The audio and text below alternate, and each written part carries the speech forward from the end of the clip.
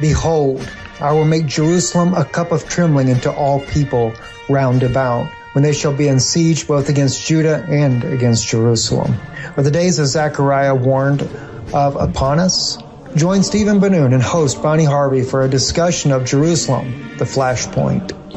Welcome everyone to another edition of Flashpoint, where will be the spark that ignites the world. With me, Stephen Ben-Nun in Florida, soon in Israel, soon in Prague, and then not so soon back to this country. Welcome to the show, Stephen.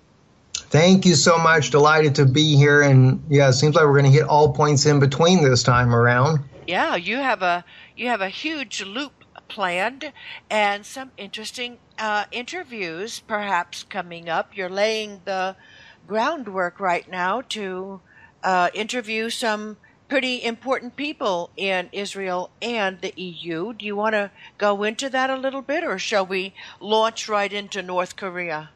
Well, we can just briefly mention that we are working on an interview right now with MK member Naftali Bennett, who is the education minister of Israel. Also, he is involved with the Security Council for Israel over the issues with Iran and, of course, Hezbollah, Syria, etc. So we're hoping to talk to him. He has responded back, so we're working on that, as well as my wife, Yana, will be doing the interview with Emmanuel Fallon, who is the French representative for the European Union Parliament there, and we'll be discussing glyphosate that is used, the Roundup fertilizer that is causing havoc amongst the children of Europe. So we're going to be bringing that out as well, and so it's going to be some very insightful interviews there. We've been invited to the European Parliament there to actually interview him in person. And so I'm sure it'll be quite interesting. He's very much an activist as well, for, as I always call it, the underdog. So I really like him a lot. It's nice to see a politician that actually cares about the people. So anyway, yeah, I'm ready, Bonnie, whenever you are to. We'll go right into this full force today. Sure, let's go to North Korea. What's happening there? Well, North Korea is it's really becoming a very unstable situation. We saw today reports coming out this morning that China had delivered 34% more goods to North Korea in the month of August than they had in the previous year. And of course, China is maintaining that they are keeping in to the agreement with the United Nations sanctions on North Korea, but that there is a clause in there that is a humanitarian clause, and that humanitarian clause allows for the people that are suffering in the country to also receive food aids and things of this nature here. And this is what China is doing. I know that some have come out already, including some friends of mine, that are saying that China is getting ready to go to war with North Korea. But when we look at the latest things that are happening, such as these large amounts of food supplies being sent into North Korea under humanitarian aid, it shows that China cares about the North Korean people. They may not agree with Kim Jong-un, then again, they may agree with him. I don't know which case that really comes down to. There's a lot of issues, Bonnie, there that concern me when it comes to North Korea and China and their relationship, especially after we saw the car on the tarmac when North Korea was testing one of its ICBMs, and it clearly was that of a license plate of a Chinese vehicle. So, it seems like that China has a much closer relationship with North Korea than what many may realize. And of course, we know that they have signed the agreements with North Korea back at the end of the Korean War, pledging that they would be there for North Korea and vice versa, North Korea for China, if either or the other ever come under any type of attack from a foreign nation. So China has a pledge to North Korea, and I really wished I would see the type pledge that they're making for the humanitarian need would be honored by other countries when it comes to this type of situation, such as what we see in Yemen and Syria. And I know that the United States does try to bring in aid to the people when there is a war-torn region, normally airdropping food in, things of that nature as well. But oftentimes, as we know, that ends up being in the enemy's hands, and they hoard it and they don't allow the people to actually receive that aid. But in the case with China and North Korea, it's just a matter of sending it across the bridge. So it's a little different there. And no doubt Kim Jong-un will probably hoard up his own for himself, because as we can see, he's definitely not getting any skinnier. So I don't think the sanctions are really having an effect on him. Maybe his people, no doubt it is happening to them, but definitely not Kim Jong-un. But regardless of the go ahead. I wonder, is there any way, I mean, I know that a lot of the humanitarian aid to Gaza has been, misappropriated, and we can't be sure that what the aid coming in is actually humanitarian or what it is. I wonder if there's any way to be certain that what China is sending is food and practical things rather than war materials. Do we have any way of knowing that? Well, that's a very good point, Bonnie, and this is something that I was actually going to go to next, because if you have an increase by 31.4% increase in the shipment August this year as compared to last year, you would think one or the other, okay? Either they're just, because of the sanctions, they're in greater need, so it takes a greater volume to kind of pick up the slack. Or B, it could be that in amongst all this food is weapons and ammunition being sent in to the region as well.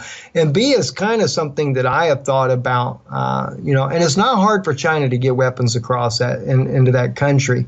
Granted, the U.S. has got spy satellites. We have, reconnaissance planes constantly monitoring what's going on the ground, and there's not been any inclination from U.S. intelligence as to whether or not China is doing this. But the U.S. also knows when you're sending in aid like this, there is that great chance that indeed that is exactly what's happening. And I can only speculate that is the case there. I'm sure that, we see this even in the Syrian war. There are so many shipments that are slipped in across the borders and stuff, whether it be for the opposition, whether it be for President Bashar al-Assad, always slipping in. There's weapons being slipped in constantly for both sides of the battle. So it's not going to be any different with Kim Jong-un. And Russia has openly been defiant of the UN sanctions. I think until this recent UN sanction that came out, Russia just defied it anyway. This time around, Russia finally agreed that they would keep the sanctions as well, because they're trying to put the pressure on Kim Jong-un to come to the negotiating table. But before that, when the sanctions were going on, Russia takes, and the first thing they do is they allow their internet server to actually service the North Korean people after it was cut off by China. And then on top of that, they turn around and they send a ship to North Korea's shores, which is not that far to do it, and allow them to send visitors to Russia. So, Russia's definitely showing more so. I would say that they do it mainly as kind of a way to get back at the United States, because instead of the U.S. willing to work with Russia on issues in Syria, the Middle East, et cetera, and then also in Europe, in the European theater, and they're also slapping sanctions on Russia now for quite a few years, Russia just doesn't really care. Russia takes the advantage of, okay, it's another market that opens up for them and they can make some more money themselves, because if they're going to have sanctions on themselves anyway, well, why not? I think that's the way Russia kind of looks at it. So very, very troubling situation going on in North Korea. And of course, now that we have President Trump, he's headed in that direction, or soon to be headed in that direction to do his visits over there. I think that's a bit bold for the president to do that. It's a little bit troubling to me that he would be willing to go to Seoul, South Korea, knowing that Kim Jong-un knows that he was a target of the United States when he intercepted stole the data that was on the war plans, and that he was also a target. So that would concern me, that the president of the United States would even take the risk of going to Seoul, South Korea. I think it'd be wiser to skip Seoul, South Korea, and go straight to China instead to Beijing, and do the meeting that way there. But I think the president is trying to show solidarity with the soldiers there, and as well to show that he's not afraid to actually come to South Korea. But very, very troubling. Do you fear for Trump's safety? I would have to say, in a way, yes, I do, because it's a big risk. I don't think that Kim Jong-un really wants to be the one to pull the trigger, to be the first strike. But if he thinks that he has a better chance of doing something, that would be the opportunity. The bad thing is, though, is with him trying to take out President Trump, it wouldn't make it any better. The U.S., when they look at taking out Kim Jong-un as a leader, they do so with the ideology that the people really didn't want a dictator to begin with, and that if the dictator is no longer alive, then the people would help raise up and try to make a change in the government and the system there. The United States is a lot different. If you take out the leader of the United States by some kind of crazy act that he would try to do, then there is a vice president. There is, there's many other things that can be done, and it's not going to destabilize the United States. If anything, it's only going to bring out, a vengeance of the U.S. against his country. So in one way, I don't think that he would be that crazy, but at the same time, it's a risk that the president should not take. I really think that the president should avoid that at all costs. I would fear for Trump.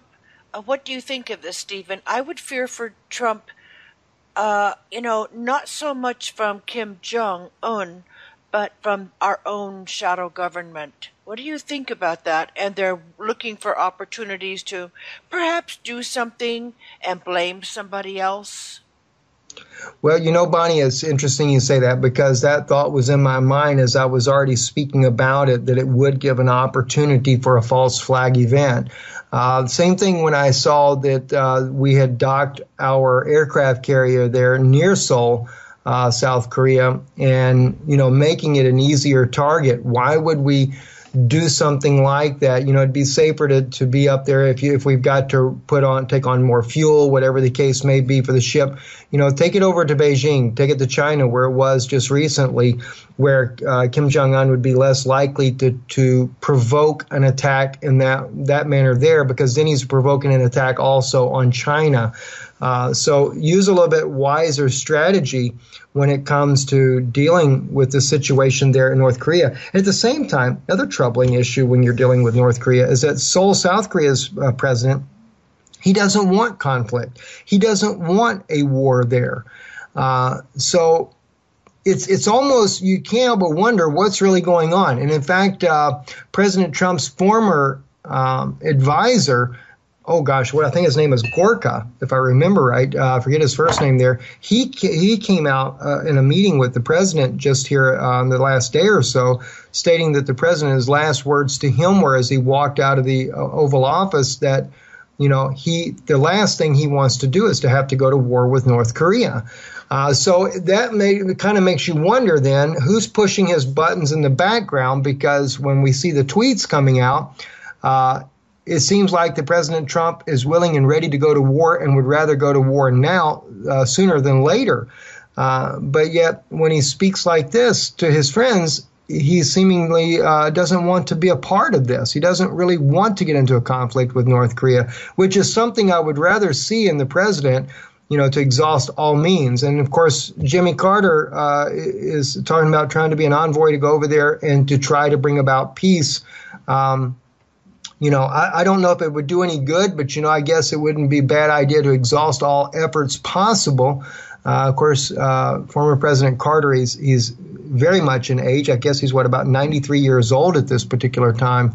I know he seems to be in fairly good health, and he still continues to do diplomatic missions around the world. But whether or not he's going to cause Kim Jong-un to change his opinion on nuclear weapons, I highly doubt it, because That's the main issue that Kim Jong-un is saying. He's willing to negotiate, but not when it comes to his nuclear arsenal. He will continue to build this. And that's where the sticking problem is. You know, the Trump does not want to see the nuclear weapons there. It is a threat for the United States, and especially when you have a leader that's not just threatening the United States, he threatens his neighbors, Australia. He threatens anybody that speaks against him. You know, that he'll also do the same thing. So it's very troubling when we look at the situation that's going on in North Korea. You know.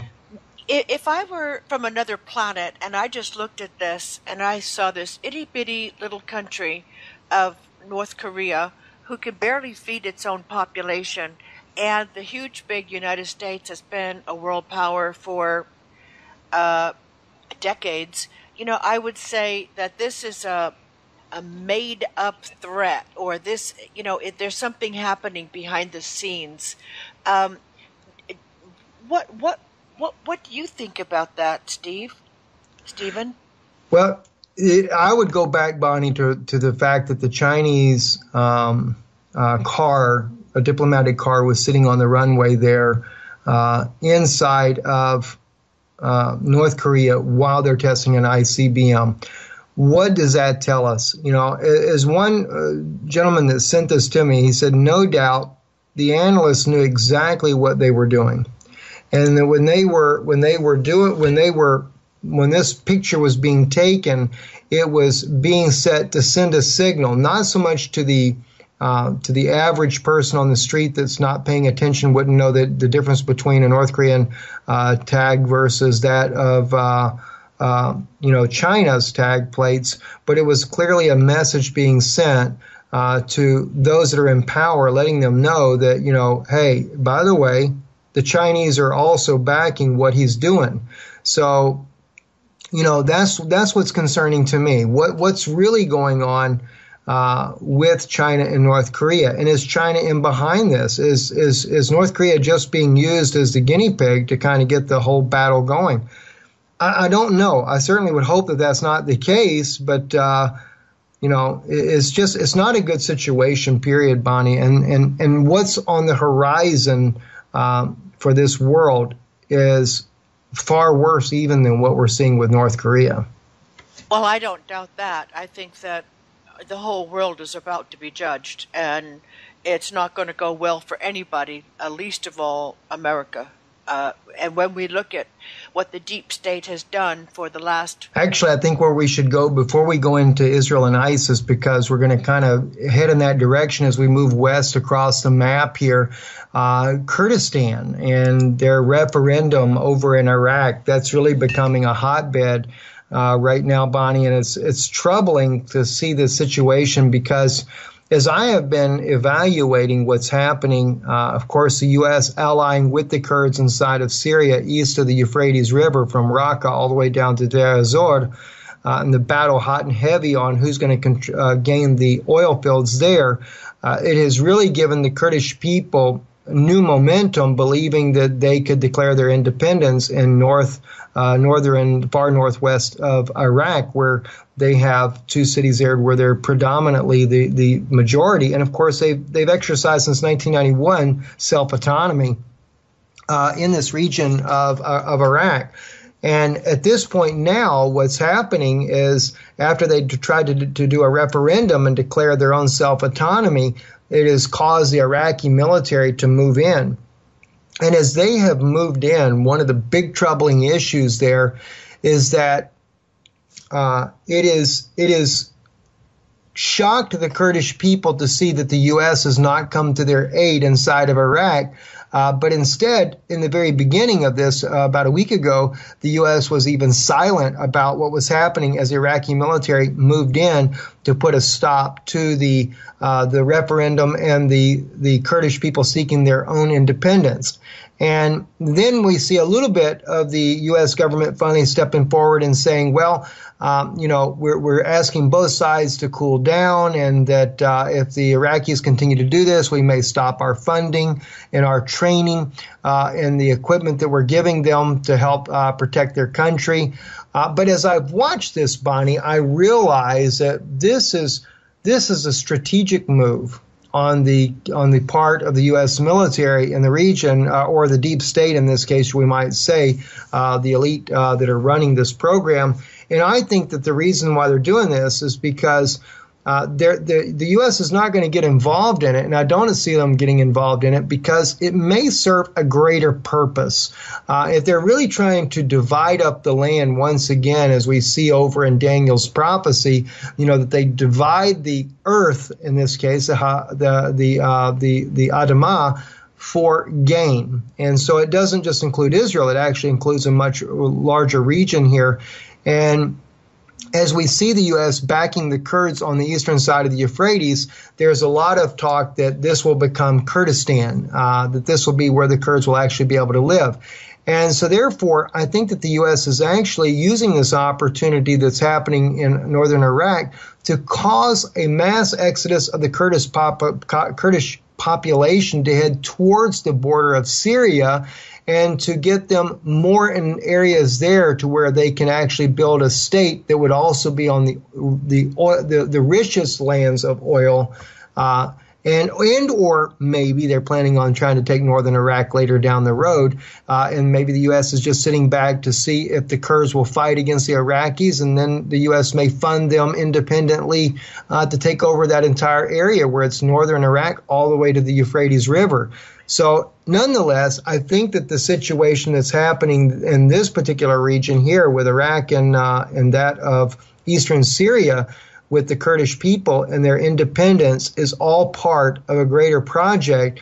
And it's also a project that will guarantee the U.S. more oil revenues that would tap into the Syrian oil reserves as well, not just the Iraqi oil reserves that the U.S. was able to gain control of based on, the war with Iraq back in the 90s. So interesting as we see how this plays out, and I'll be really watching that closely to see if, what strategic plan is going to be done by our country in regards to the Kurds, because normally they're thrown under the bus. The Kurds out there are fighting ISIS. They've done a great job in fighting ISIS, but when it comes to helping them when they're being beat up by Turkey or some other nation there, the U.S. and Russia have both been guilty of leaving the Kurds out to dry. And yet at the same time, both Russia and the United States have acknowledged that the Kurds have been some of the best fighters against ISIS on the ground there. So other than the fact that here recently we have seen the Kurds and ISIS members colluding together near Deir ez-Zor, that was a major change, something we'd never seen before, that the Kurds actually working with ISIS. And that you can't help but wonder, how in the world did that end up happening? Your thoughts on that, Bonnie? I'm curious about that. Because A to fight B, and then for the deep state to just come in later and mop up the remains.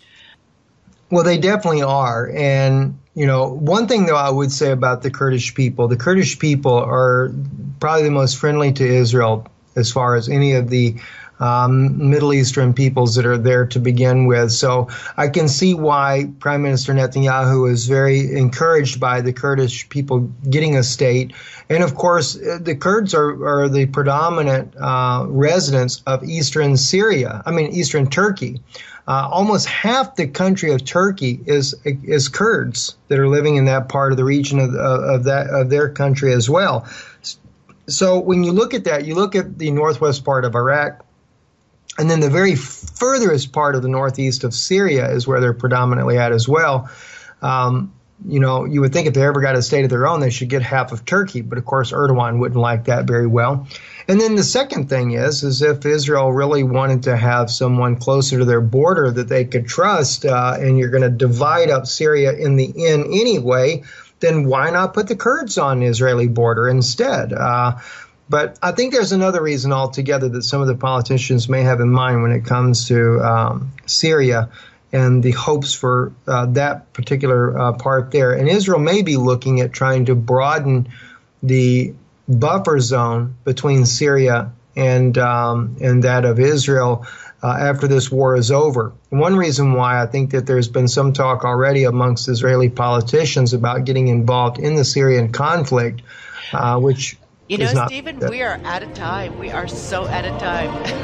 So stay with us. Hold that thought, Stephen, and we'll meet everyone on the other side.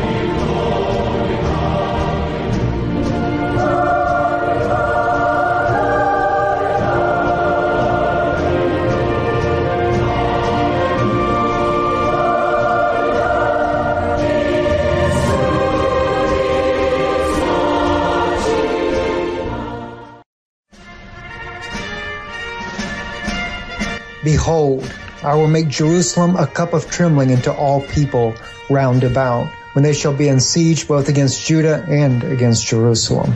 Are the days of Zechariah warned of upon us? Join Stephen Ben-Nun and host Barney Harvey for a discussion of Jerusalem, the flashpoint.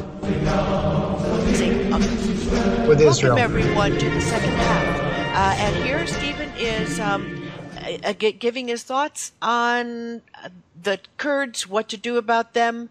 Would Israel be better off with them right on their doorstep? So please carry on, Stephen. Yeah, you know, when it comes to the Kurds and what's happening there, you know, as we all know, this it's been a tragedy for them to start with.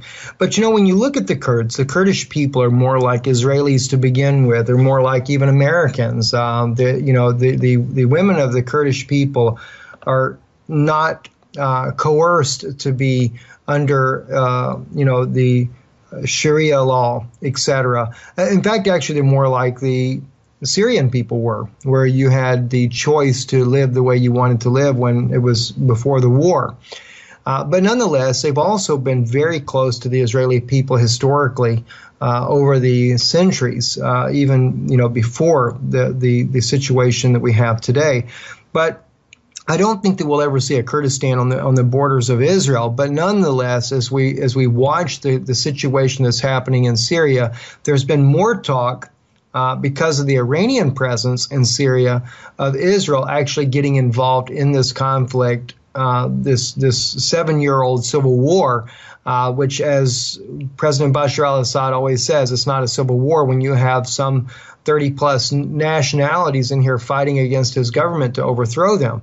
So I have to agree with him. He's right. It's not a civil war in that case there. It's a complete effort by foreign powers to overthrow a legitimate government that has been democratically elected. We may not agree with the process necessarily based on U.S. standards, but clearly he was elected to his post, and even though he's a successor from his parents, who also ran the nation there.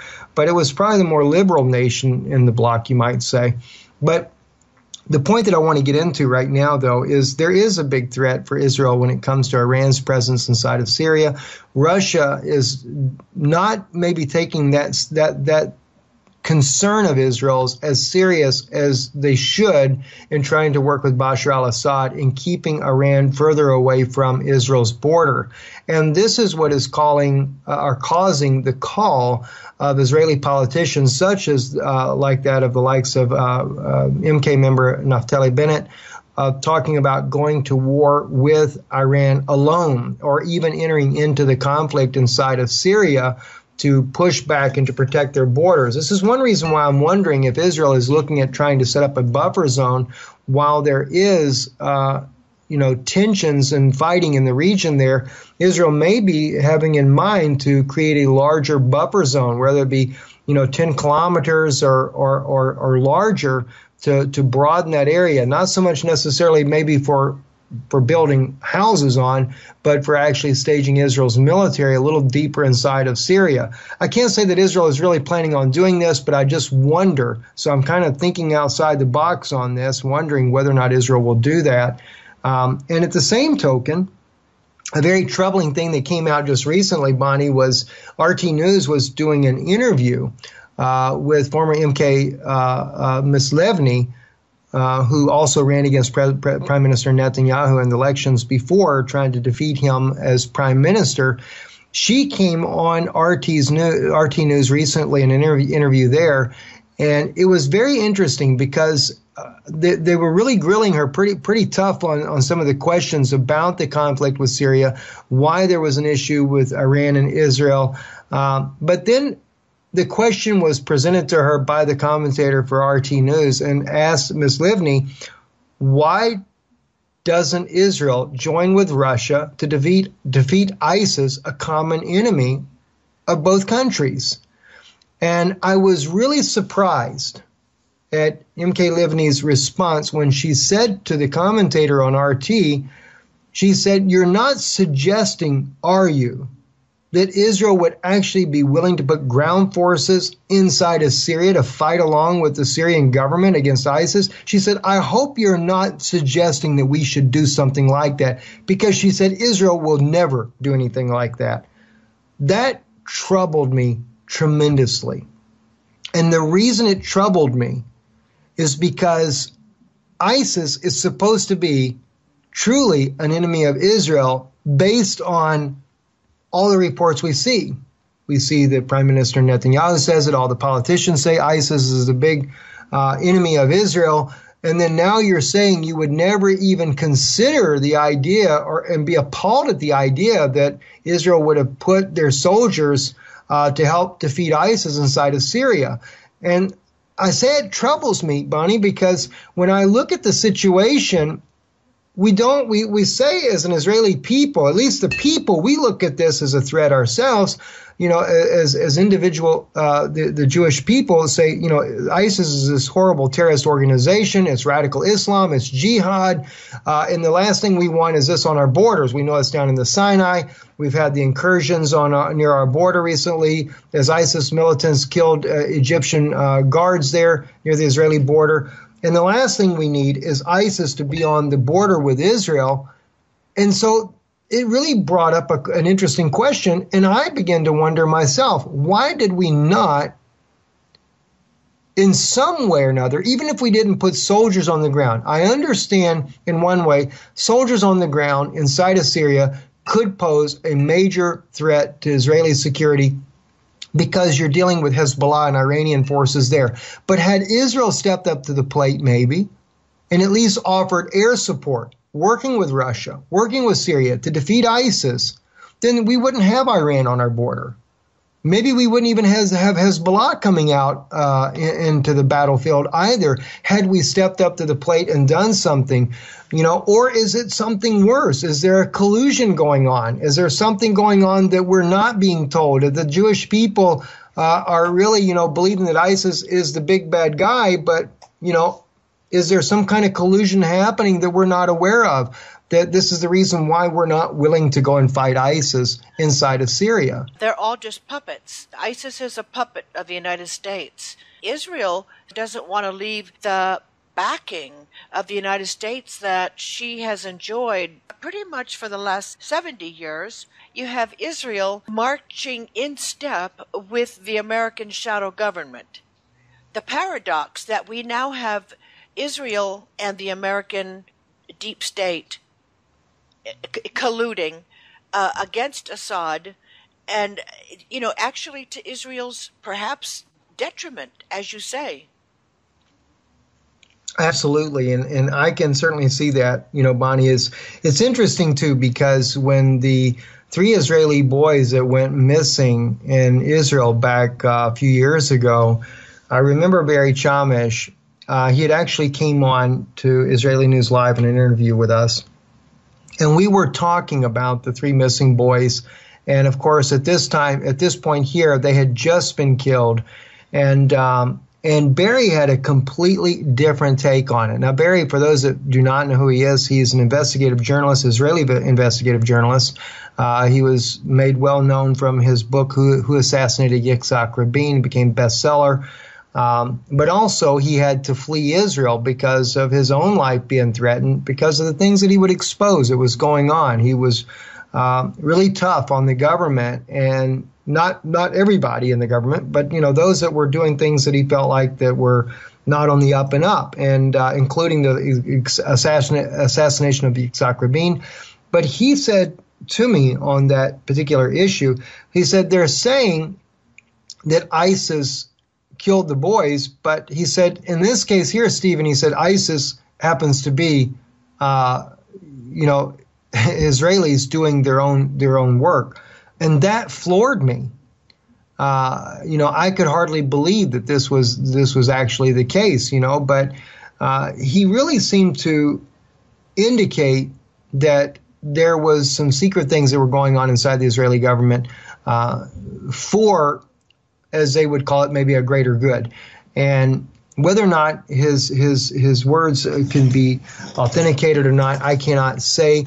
But clearly there is a deep state in Israel, just as there is a deep state in the United States, or there are certain leaders, we might say, that are, and politicians that are willing to make sure that we carry out what the deep state is doing in the United States. And so Israel has to play its part as well.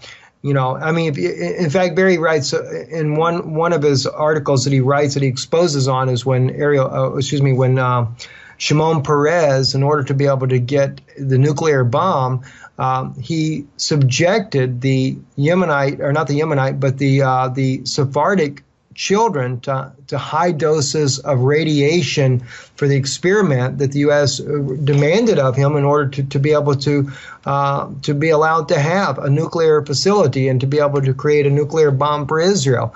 And he did a remarkable job of exposing exactly what the government was willing to do, not so much the government, but in this case here, Shimon Peres was willing to do to guarantee that Israel would have a nuclear weapon. And as he pointed out, he said if you were an Ashkenazi Jew, you didn't have to worry about nothing. If they were going to take you out for the test, they pulled you back out of the line and said, no, only these here are going. And of course, if anybody ever wants to look this information up, I think if you look up the ringworm children, the Israeli ringworm children, this is where it comes from, because you know the amount of radiation that they were being exposed to was just horrendous. So there By are oral dose, how? You know, that's a good question, Bonnie. I don't remember exactly how they were doing it, but it is. When we did I guess the main thing that I was looking at on bringing this out, and I'm just seeing if I can pull this up real quick for you guys that are listening here, because it's to show that the government has been willing to do some things that are just not good at all. Very, very troubling. And yes, if you just put in the ringworm scandal, and I don't know if this is Barry's article here on this or not, but it says when Israeli doctors killed tens of thousands of Arab children. Now, they may only be bringing this out on Arab, but it was the Sephardic children as well. So, yeah, the Palestinians are also claiming the same thing, and it may be so. Maybe the Palestinians suffered this as well, but this was back in the 50s. And what you want to look at is the one where Barry Chamish writes about this, because he shows you how that it's actually this was done on Jewish children, but it was done on the Sephardic Jews. Yes, it's actually Barry Chamish and the Ringworm Children. Let's see here. Ringworm Children, a review by Barry Chamish. That's the name of it. It's from September the 7th, 2004. This is a review. It may not be actually his article there, but just if you do a little bit of searching, you can actually find that there. But, you know, and there's a lot of people that are trying to write against it now because, you know, once, of course, he's dead now, so he has no way to be able to defend his own self and what he wrote back then. But Barry was an incredible investigative journalist, so he really did expose a lot of the things that were happening. And the thing is, if that happened, what else do we think actually went on? You know, there's all kinds of things that are going on in this day and age, Bonnie, that are horrendous that's happening in the world today. I mean, we are truly living in the last days, and as Yeshua said, Jesus said to us, you know, as it was in the days of Noah, so shall it be in the coming of the Son of Man. You know, we are living in a horrible, horrible time, and it's just really, yeah, I did find the actual article on this. It is. It's called the Ringworm Children's Testing of Large Radiation Doses on Humans. That's the name of the article here, and this is where Barry Chamish actually writes about it. And there's video on it as well, where you can see more about this. It's got subtitles are in English, so you can actually follow along and look and just see just how evil things that were going on back in those times there. Very troubling, very troubling. Well, it sounds a lot like the evil that was done here, like the was it the gonorrhea studies with African men, I think, in the 50s? And I mean, all by the deep state, just vile. When the books are opened in the heavenly judgment, I say there's going to be a lot of people wishing they could be someplace else at that moment. Absolutely. And, I never used to think that a final judgment, of course, this was before I had my new heart. I never used to think of final judgment, thinking, wow, that's kind of vindictive. But the more you learn about what's going on in life, you think, we really need that. And when I was in Washington State, prosecuting crimes against women and children, especially children, I came to the conclusion that we desperately need a final judgment, because there was no justice being given to these perpetrators that really suits the crime of murdering a child's id, his identity. They'll continue living and breathing, but I don't know if they will ever be who they should have been. And that goes across the board. It's that's a major injury to a child. So, yes, it's an evil place to live in right now. And what we're seeing, the more we see, the more we are repulsed by what people can do outside the scrutiny of exposure. So it's too bad. Did Barry Chamush move to this country? Where did he go for safety, Stephen? He ended up going to Florida, and he lived not far from me there for the longest time. And, of course, he died just last year at the age of 64. But, he'd had several attempts on his life when he was living in Israel, so he had to leave his family. I don't know exactly how that worked out, why that was the way it was, and then came to the U.S. here. And, of course, Joel Bainerman, his colleague, was killed in his 50s. But Joel also was exposing things that were going on inside the government, inside of Israel. Very troubling.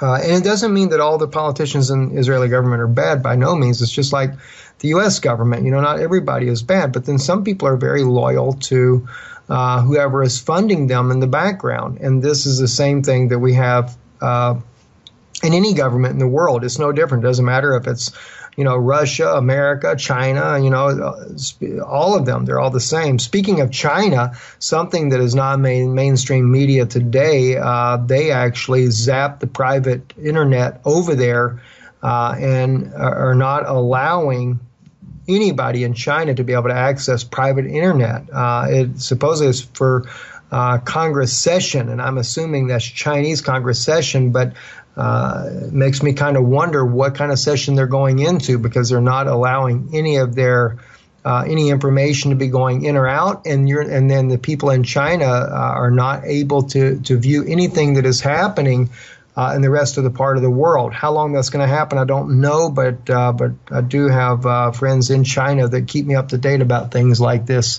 So it's kind of interesting to see what's happening. It makes you wonder if it's not to do with North Korea. That is interesting. When did this start, Stephen? Well, this was 1:06 a.m. today is when I got the message. Now, whether or not that's my time or their time, I'm not sure.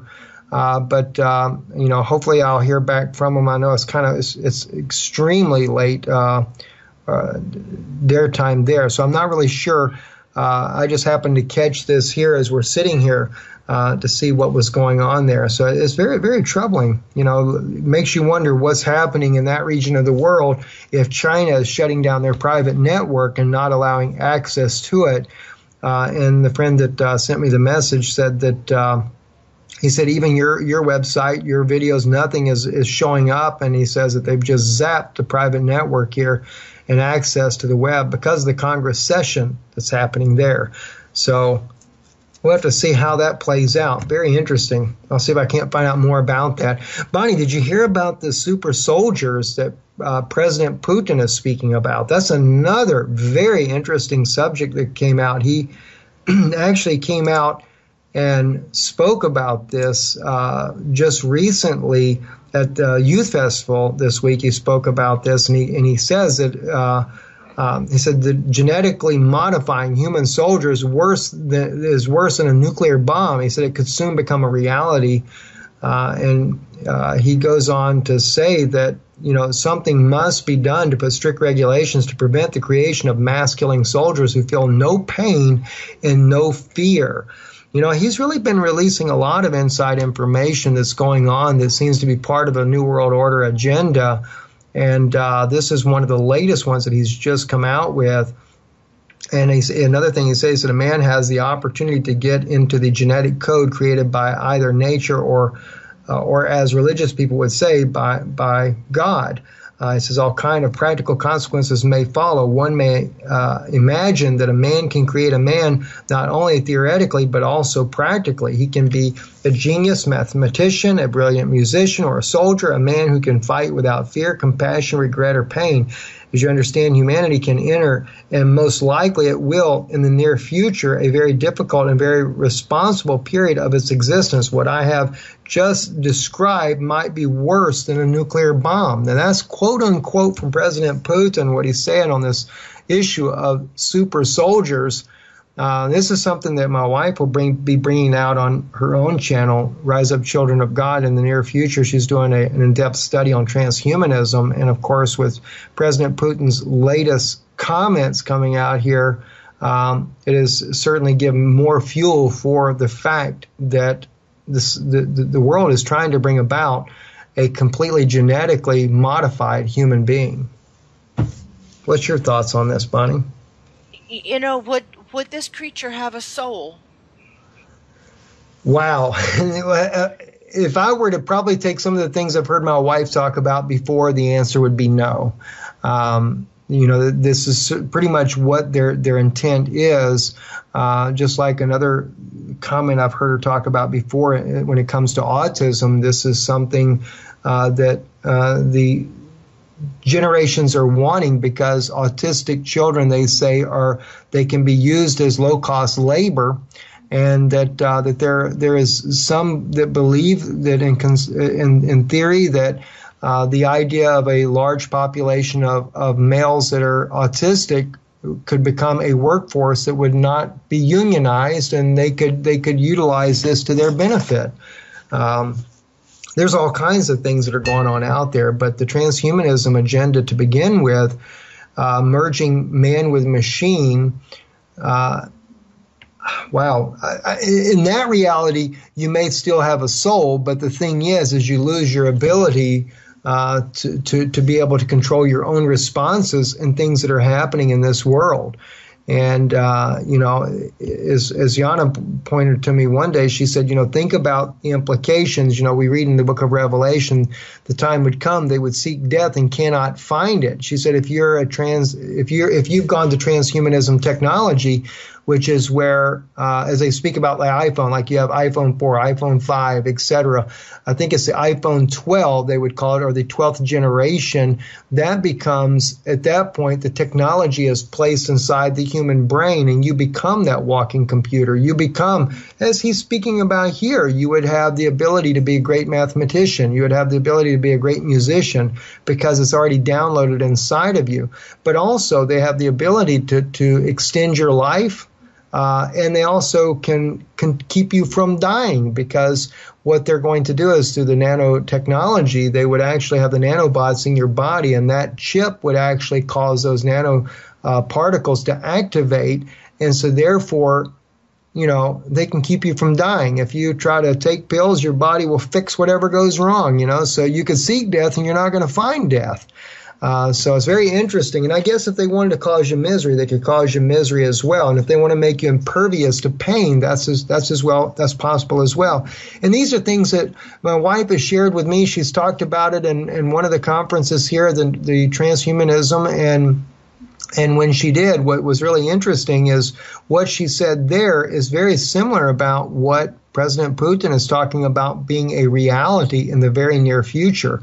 So they must be much further down the road, Bonnie, than what we realize. I wouldn't doubt it. This would be certainly a hot topic, because everyone in the military-industrial complex realizes that the potential for this. And, of course, what they want is the best super soldier, because, above all, They all want to preserve their own power and money. That's the bottom line. And we really need a new government on this earth, Stephen. And with that, we are out of time. Thank you so much, Stephen, for joining us. And I look forward to having you back next week. Thank you, everyone, and we shall see you soon. Shalom, shalom, friends.